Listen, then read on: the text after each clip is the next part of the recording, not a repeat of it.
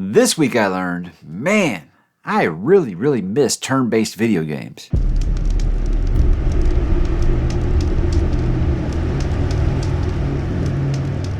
Hey, what's up, bookworms, and a happy Mother's Day to everyone out there because, guys, regardless of our differences, we all have a mom, and I hope you've given her a call today and let her know that you do appreciate her. Lots of new things going on this week, guys. We're getting to it with another weekly update here. Begin, like always, guys, we're going to talk about what am I reading. I did finish Carl's Doomsday Scenario. I don't have really a lot to say. Go back to last week's weekly update if you want to know my pretty much the same feelings I had. I was almost done with it when I talked about it last week. A step down from book one, I do believe. I told you guys, don't panic. I'm going to continue with the series. I still like it, whatever. I am worried it's got that Ted Lasso effect where it starts off as one thing and it becomes something else over time.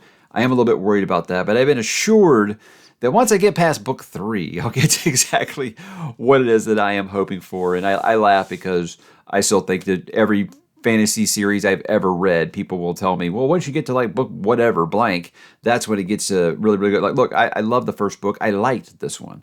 It wasn't as funny as the first one. I want it to be as funny as the first one. So I liked enough to continue. Don't know when that's going to be. I haven't actually went out and got book number 3 yet. But when I do continue, I am expecting to have a good time. Even though I've heard that book 3, there's a real struggle. It sounds like it's a leaping off point for a lot of people. But I feel as safe as I could say as a guarantee that I won't be quitting. Because I think when you get those kind of warnings about a book, you go into it with lowered expectations, and then you're like, it's not as tough or as bad as some people said they were. At least that's my prediction right now. But I liked book number 2.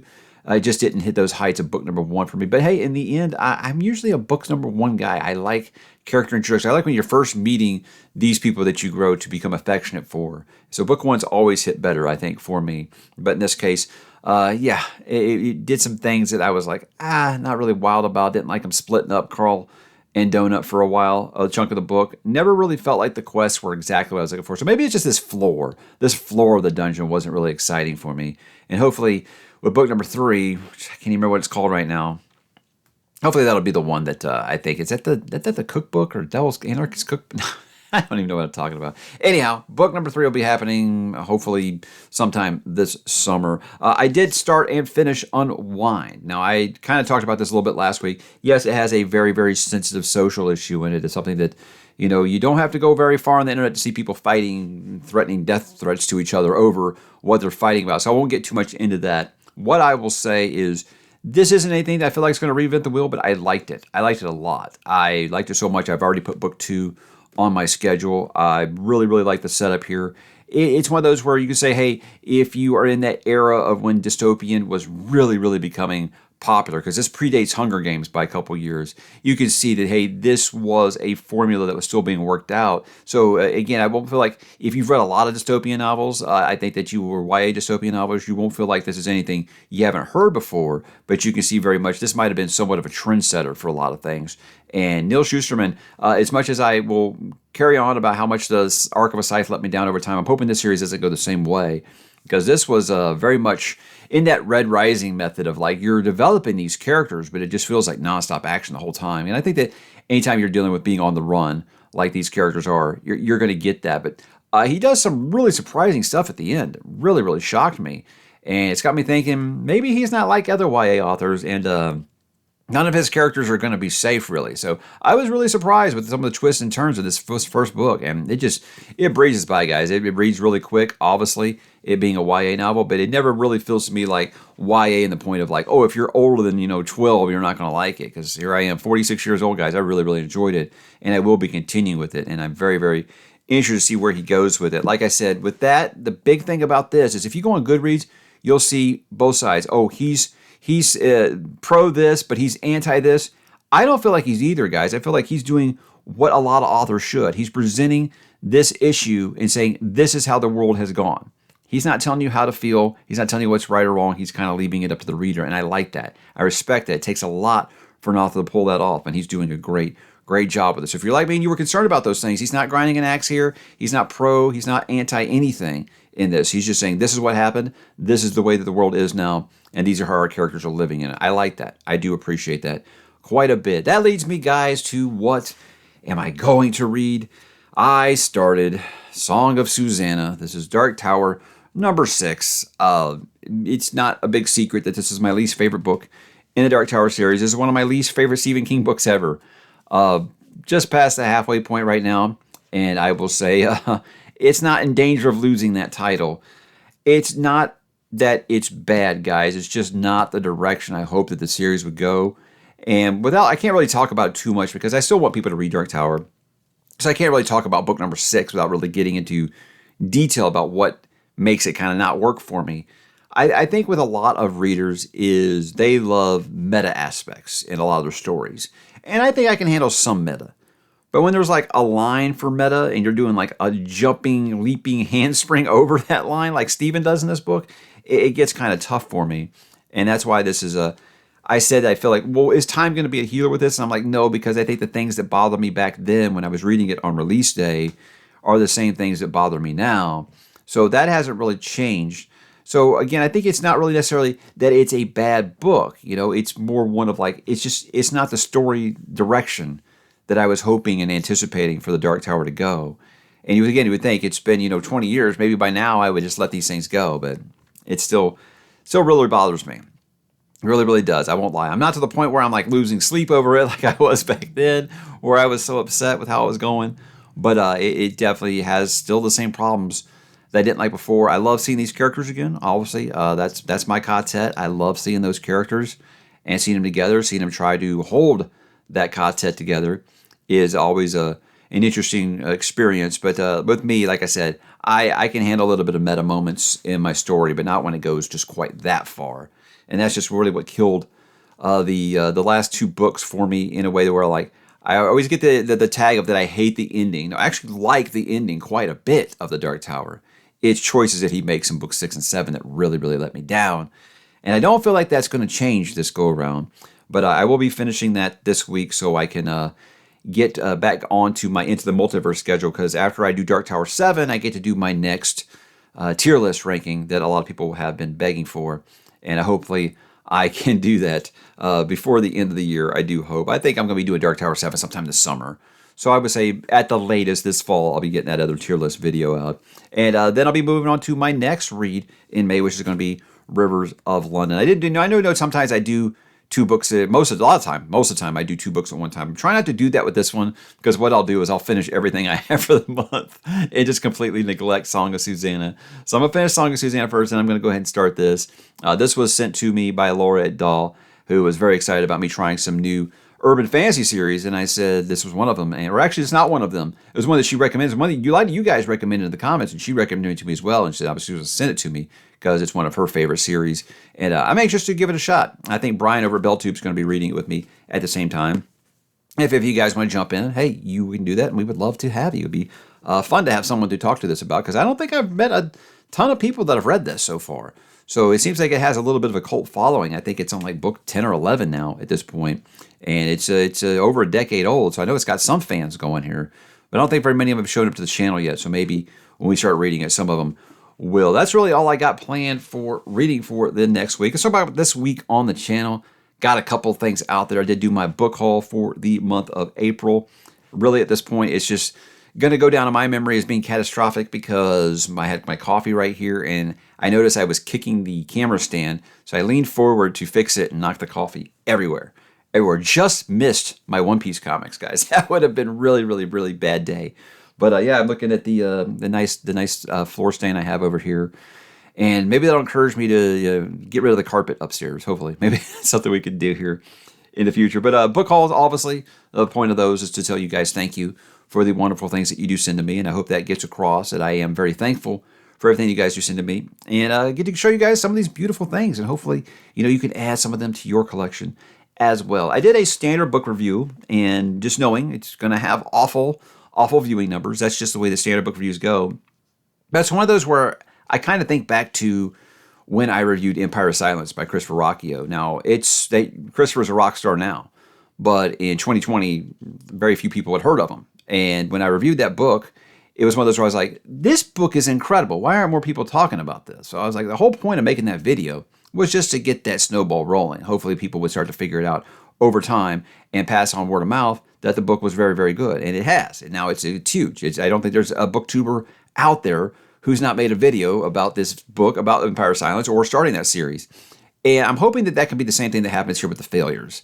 Because just like that Sun Eater review, not very many people are watching it right now, but I'm hoping over time more people will get interested and they'll check it out. So the standard review for The Failures by Benjamin Lyer. This was a book, guys, it just completely blew me away. I was not expecting this. And I was that close to taking it off my schedule, because I said I was getting very, very sick of a lot of modern fantasy, and I wasn't really interested in starting another book one in a series.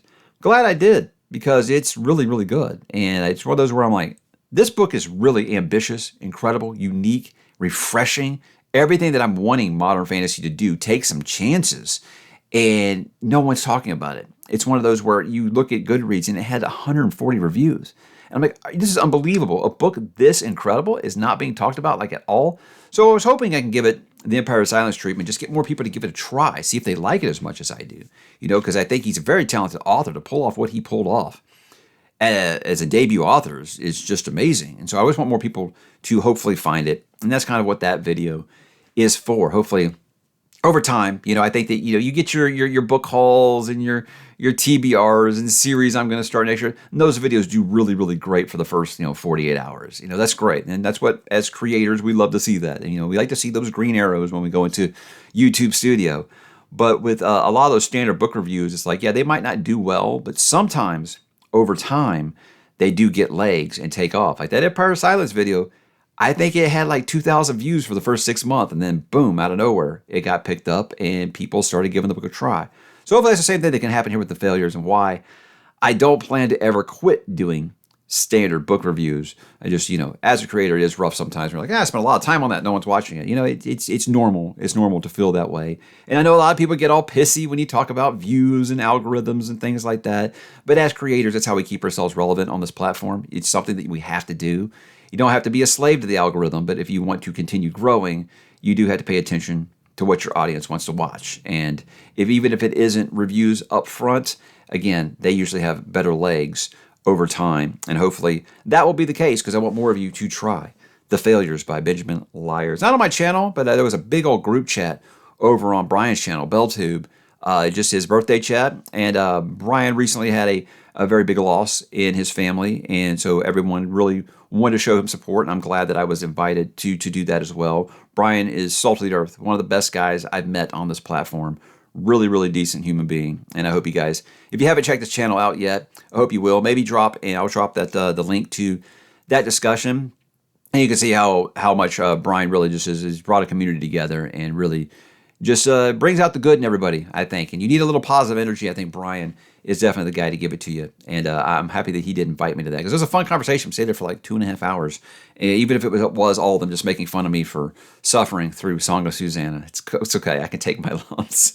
I do have some things for next week planned. It's going to be another standard book review. Are you kidding? Are you suicidal, Mike? Well, the thing is I read The Devils, like 10 months ago. But hey, the U.S. release date is on Tuesday, and that's when I plan to drop my review for The Devils by Joe Abercrombie. It's interesting now that, there's some things that obviously I can't talk about it. And I had some internal criticisms of it. I had some things I really, really liked of it. And now that it's been released, I'm seeing some of those things. Either they don't bother people, or it's bothering them a lot more than I thought. Like Jacob over at Talking Story, I was shocked to hear what he's thinking about those things. But I understand. But it's one of those things where, yes, it's one of my favorite, maybe my favorite working modern fantasy author. Is there some blinders there? I don't know necessarily, because, I didn't do that for his, what was the Half a King series, whatever that series was called? Shattered Sea. I DNF'd that series, so he's not an infallible author to me. I don't do that. But I am interested to see now that, what are some things that maybe I was turning a blind eye to? I don't really think so, because I can be objective about these things regardless of who the author is. I just trashed my favorite author with Song of Susanna for 10 minutes here. It's interesting now seeing some of those things. I thought, well, maybe this could have been done better, and seeing that it is bothering people, or some other people being like, didn't even notice that to really enough to complain about it. So we'll see. But I'll talk about that in that review and talk about the things that work for me, the things that did not. Way, way more good than bad, obviously. But I am interested now to hear some feedback from some people that are going to read it. That I was lucky enough to read it early. I know, and I'm excited to be able to talk to people about it here and see if they liked and disliked the same things that I did. I'm thinking about doing another unpopular opinion video. Yeah, I know it's evil heel Mike coming out to play. I haven't done an unpopular opinion video in a while. I think the last one I did was like booktube darlings that I thought were just or not good at all. So I'm thinking about kind of leaning something more into like just fantasy books I just overall just didn't like. I mean, I just had like a negative reaction to them. And it's one of those where you'll go into like Goodreads or something like that, and you'll see like the ratings, and they're like 4.5 stars or above, and you're like, so maybe it's just me. I think that really dictates this is an unpopular opinion. So I think I have a handful of books, more than just Name of the Wind, that I can talk about that maybe just didn't hit the mark for me, and why. I don't know. I feel like an unpopular opinion video is always going to gain some interest because, sometimes that's going to be somebody's favorite book. It's unfortunate that happens, but I don't feel like I ever do it in a mean way. At least I don't think that I do. So we'll see. We'll see. Unpopular opinions tend to, the closest I've ever come to a rant, I think, on the channel, besides that Superman one I did last week, which we'll talk about here in a second, is this, as it was for Name of the Wind, way back when this channel was just in its infancy stage.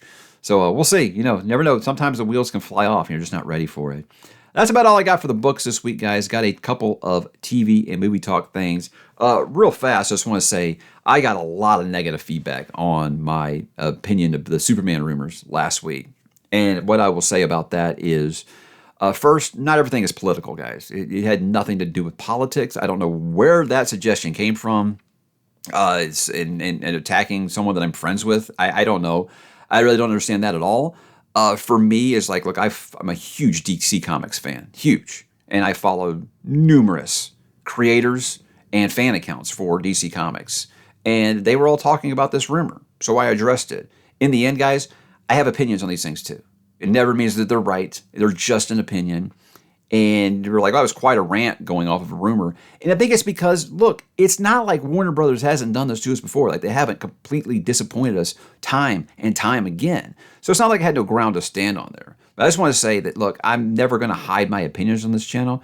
But to suggest that they are political in nature or mean-spirited, I'm a DC fan. I want the movie to be good.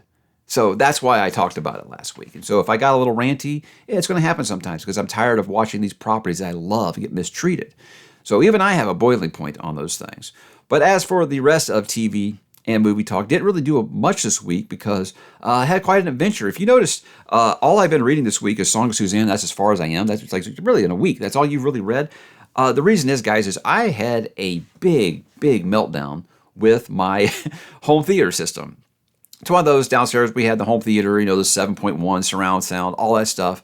And just out of nowhere, everything stopped working and could not figure it out. So if you guys have messed with that at all, if you do it yourself, pay someone to do it like I should have, you take it all apart. It's like if you got a Christmas light strand and one bulb isn't working, the whole thing don't work. Same thing with a home theater. If one wire is messed up, nothing's going to work. So it's several days of me taking everything apart, putting it back together, still couldn't figure out what was wrong, buying new stuff, trying to see if it was just okay. I guess that this unit's messed up, whatever. Buying new things, still didn't fix the problem. You're on message boards, you're on YouTube, you're on all kinds of things trying to figure out what is wrong, and you cannot figure it out.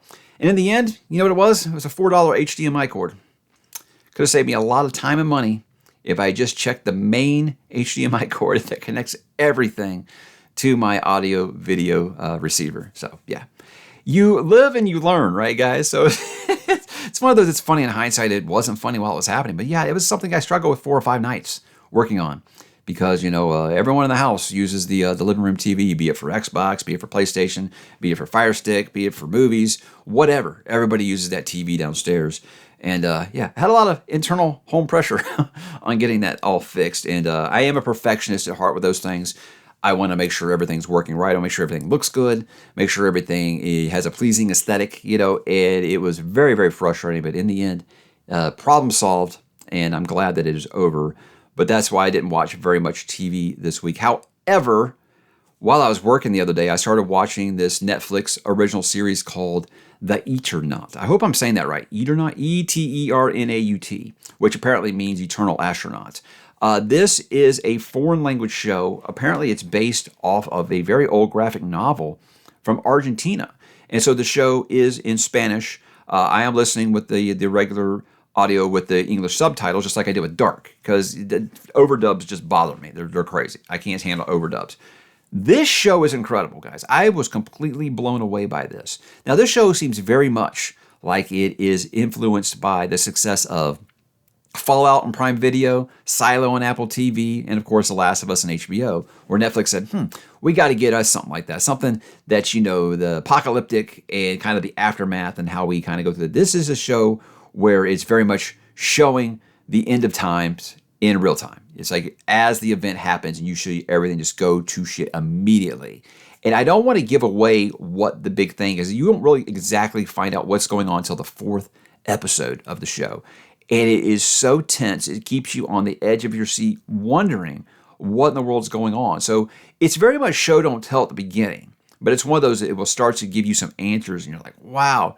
And it'll get to that point where you're upset that it's only 6 episodes. Now, it has been renewed for a second season, and the creators have said the second season will be the last because it will tell the whole story from the graphic novel. They're not going to embellish, and I love them for that. They're not doing Shogun Season 2 here. I love that. They are actually just following the graphic novel. And apparently, the only real change is they added a new character, and apparently they said they added a new character so it can kind of be like the audience, but they didn't take anything away. Now, I can't confirm or deny that because I haven't read the graphic novel, but that's just what I heard. But this show is awesome, guys. And I hate to take shots because I don't feel like you've got to tear something else down to build something up. But I know a lot of people are disgruntled with The Last of Us right now. I say, this show feels to me like, because I tapped out in The Last of Us on like the 5th episode of the first season. This to me felt like the atmosphere of The Last of Us, but, good. I was enjoying it. It was very much more what I was wanting to see. And I love that you got this idea of, wow, we can have older characters. We don't got to have like 16-year-old supermodels that are awesome at everything. They're doing this where these all look and feel like real people, that what was going on in the situations. It's really, really good, guys. I can't say enough about it. I don't want to tell you too much because I don't want to spoil anything for you because it is really one of those shows. Don't Google anything because you'll find out what it's about. I would say don't even watch a trailer. Just start watching the show. Because the trailer gives away a little bit too. This way, just start watching it. Just take some trust. If you like those things, if you like Fallout, you like Silo, you like The Last of Us, I think you're going to like this quite a bit. And I can't even tell you another comparison I have because, again, I feel like that will spoil what's actually going on. But the first 3 episodes, the wondering exactly what's going on while you're also like worried about, because what happens when the world goes to shit and everybody starts, we're looking out for number one. No one is safe. And this is definitely one of those shows that you have you holding your breath a few times. And to me, I say as someone watching this in another language, you don't have that to carry them. And I feel like if you're getting really good character, you're caring about these characters, not even really understanding, you're just reading what they're saying instead of seeing what they're like, watching their emotions and things like that, because it doesn't always match up. The subtitles don't always match up to the reactions and things like that. It's really well done. It's a really strong story. And I blew through these 6 episodes, guys. I cannot wait for season 2. This is the best show of its type I've seen yet. I like it better than Fallout. I like it better than Silo, and I definitely like it better than The Last of Us. And I hope you guys will check it out because this is the kind of thing that I wanted to encourage Netflix to keep doing. These are the kinds of programs we want to see. I think this was very, very good, and I think you would too. If you give it a try, I can't wait to see season number 2. Lastly, guys, I know I'm going a bit long here, but I do want to talk about some gaming stuff. Last week, I did tell you I was not going to be starting Expedition 33 until I finished Resident Evil 2. I lied. I buckled to pressure and I started Expedition 33. And guys, this game is incredible. It is absolutely amazing. This is without a doubt right now Game of the Year, and I don't see anything knocking it off. This is superb. Anyone who grew up in the era of Super Nintendo with turn-based RPGs, when that was it, the JRPGs, I think you're going to absolutely love this. And it was one of those where I'm like, what was the last turn-based RPG I played? Was it Last Odyssey or Lost Odyssey? Was Last Odyssey the last JRPG I played that's turn-based? And that was in like 2008. I had no idea how much I missed it. And this shows, guys, that there is a market for turn-based video games. This game is what I wanted Final Fantasy 16 to be. This feels like the best not Final Fantasy game I've gotten since like 9, maybe? This is absolutely incredible. It has such stupendous character work. Like, this character work is just simply thrilling. And when you consider that this game was made by like a staff of like 30 people, it just goes to show the problem with AAA gaming right now. It's like we got these studios that got 20,000 people working on a game and the game still comes out broke. It makes no sense. So I'm hoping that this is one of those that's like, this is a trendsetter. It was a $50 game. They didn't charge you like $80 like they're trying to do for things. And it was complete. You know, there's not like, hey, we'll fix it in post. That seems like a lot of AAA games are doing that now. Overcharging, under-delivering. This game does neither. This game is free on Game Pass, by the way, if you have Game Pass like I do, and that's how we're playing it. But man, it's just character work in this is so incredible. Apparently, the man who wrote this story is a Wheelie. He's a Wheel of Time fan and a Final Fantasy fan and a Lost Odyssey fan. And I see all these things there, but it's an incredibly original story. And it's definitely one of those, it's in media res where it's keeping you guessing because it drops you into the situation. And it's amazing. Like the first hour of this game is really story focused and you have no idea what's going on. Yet you're like, that's hauntingly beautiful. I feel like I'm going to cry. It's that, and the soundtrack, guys, holy God, this is the best game soundtrack I've heard in ages. This is one of those like, I'm going to get the soundtrack. It's that good. And apparently they found the person doing the music on this on SoundCloud. So dream big, work hard, guys. Maybe you can find yourselves in the spotlight like this. I'll talk about it some more once I've gotten farther. I'm like almost at the 10-hour mark, and I'm just floored by how stunning this game looks, how impressive the mechanics of the gameplay are, and the voice acting is awesome. It's got Daredevil, Charlie Cox, that's his name. He's the lead in this. Apparently it has Andy Serkis in there somewhere too. But the acting is really well. The facial animations are just brilliant. The hair looks so real. It's a stunning game, guys. And I don't think you got to be a super savvy veteran of turn-based RPGs to really get into it. It'll explain it in a way you can understand it. If this is your first turn-based RPG, the training mode's really, really good. It'll help you understand it. And I think it's something that everyone should check out because sometimes those relics of the past make you realize, hey, why'd they ever go away from this? And I hope this will show, first, these guys should be hired to do Final Fantasy 17. And second, Final Fantasy, I remember the creator Square Enix was saying that the whole problem with that is like nobody wants turn-based RPGs anymore. I think that's just showing that's not true. We do want turn-based RPGs again, if they're done well, like this has been done well. And I hope you guys have checked it out if you haven't yet. This is, again, if you don't love RPGs, okay, maybe it won't be for you. If you don't love turn-based, maybe not. If you're lukewarm to RPGs, or turn-based RPGs, I think maybe this will work for you. And if you love turn-based, you miss it, guys, there's going to be an absolute grand slam for you. Check it out because it's just awesome. I know I've went incredibly long in this video because I had a lot to talk about, but I appreciate you guys hanging around to the end if you did. I would love to know what you're up to, what you're watching, what you're reading, what you're listening to, what you are playing. Why don't you go ahead, drop in the comments, let me know. Have an awesome Mother's Day, and I will talk to you down below.